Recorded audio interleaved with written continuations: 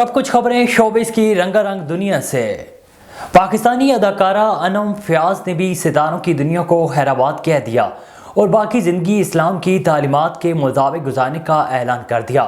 Instagram پر جاری اپنے ایک بیان میں انم فیاض نے کہا ہے کہ سب لوگوں نے ان کے میڈیا کیریئر کو بہت زیادہ سپورٹ کیا، جس کی وجہ سے ان کے لیے یہ اعلان کرنا کافی مشکل ہے، لیکن انہوں نے شوبز انڈسٹری چھوڑنے کا فیصلہ کیا ہے۔ وہ اسلام کے اصولوں کے مطابق زندگی گزاریں گی، وہ سوشل میڈیا پر موجود رہیں گی اور اس بات کو یقینی بنائیں گی کہ ان کے اسلامی لائف سٹائل کی جھلک سوشل میڈیا پر بھی نظر آئے۔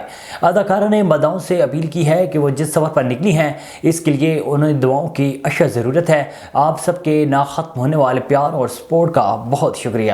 بھارتی شاعر مصنف جاوید اختر کا کہنا ہے کہ لاہور آ کر بہت خوشی ہوتی ہے۔ فیض احمد فیاض کی بدولت لاہور سے محبت کرتا ہوں۔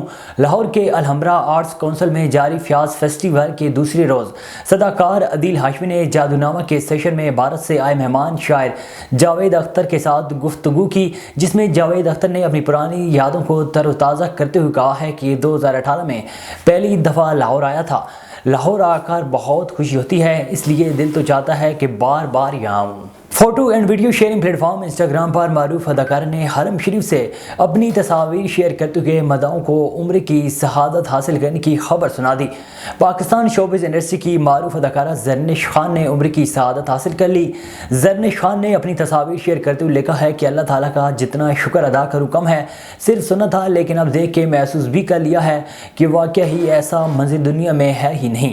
اداکارہ کی انسٹا پوسٹ پر شوبز انڈسٹری کے کئی فنکاروں اور مداحوں کی جانب سے انہیں مبارکباد دی گئی اور ان کے لیے نیک خواہشات کا بھی اظہار کیا گیا۔